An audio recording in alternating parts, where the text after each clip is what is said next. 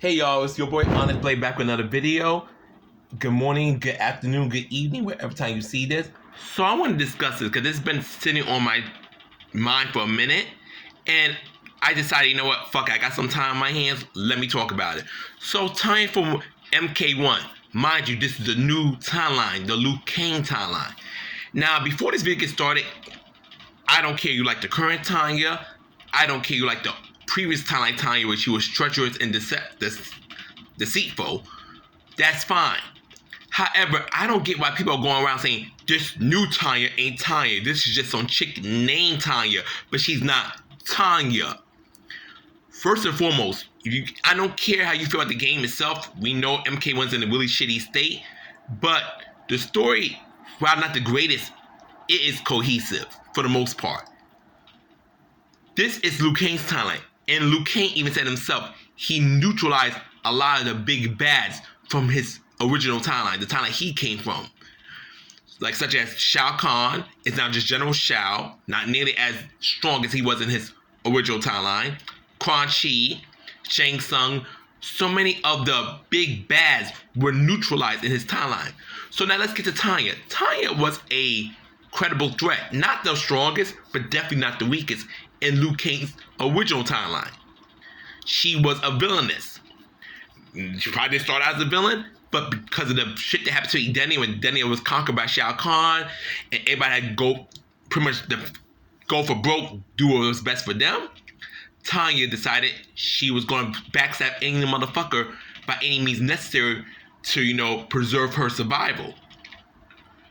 The only person she showed genuine loyalty to was Melina. But outside of Melina, Tanya did what the hell she had to do to ensure her own safety. And people love that Tanya. And I like that Tanya as well. Hell, that Tanya inspired one of my current forbidden characters, Toya. That being said, that Tanya was evil. So when Liu Kang made his own world, his own universe. Things are not perfect by no means, but his own universe. Why would Liu Kang intentionally leave Tanya as a villainess?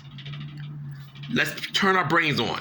If he made Melina Katana's older sister, and Melina wasn't born a Tarkatan, she ended up getting Tarkat much later in her life because of her own misjudgment, but that's a different topic.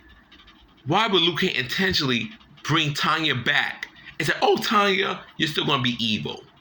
No, Liu Kang, for the most part, tried to give every person in his timeline a better path in life. Now, he cannot control your free will. At the end of the day, you ultimately can make your own decisions, but Liu Kang will at least intentionally start you on the right path. The only exceptions were General Shao, Quan Chi, Shang Tsung, and presumably Shinnok.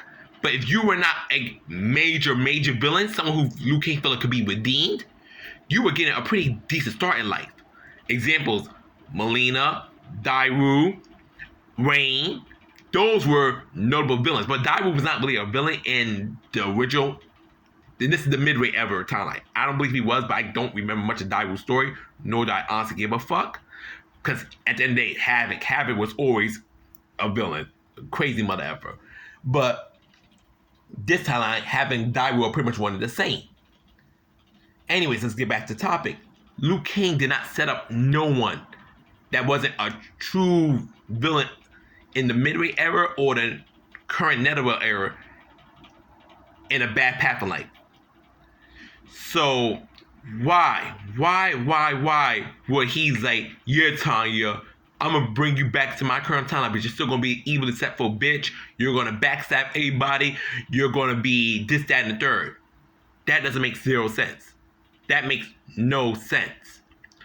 Liu Kang, that would defeat the purpose. He might as well have left every villain the way they were.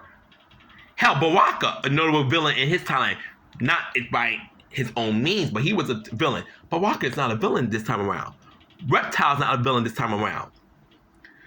Hell, Natara and Reiko made their choices. They didn't have to be villains, but they made their choices be villains. Sub-Zero, I'm talking about Bihan, was set on a good path as a hero. He chose to be a villain. So why would Liu Kang deliberately leave Tanya as this evil, deceptive bitch? Let's think. Well, I'm not saying you gotta like this Tanya. That's fine. You're like, okay, I don't care for this Tanya. I miss her with her tampons. Me too. I miss Tanya with her no eye color, just all white. That's fine. But to act like this new Tanya, because she's just an Ungati leader and Melina's girlfriend, oh, it's fuck her. She's not the real Tanya. She is Tanya. She's a different variant of Tanya. She's an alternate universe of Tanya. She is Tanya in Liu Kang's image. That is very much Tanya. Y'all cannot act like that lady is someone else because you don't like her. That is Tanya. That is very much Tanya. Just because she's not the Tanya you grew up and loved, that doesn't change the fact that she is Tanya. So when y'all keep saying, that's not Tanya, that's not Tanya, you sound stupid to me. I will be okay with saying, I don't like this version of Tanya. Cool. But saying that's not Tanya is just dumb to me. Anyways, that's the video. Peace and take care. On display out. Love you guys and leave your comments. Ciao.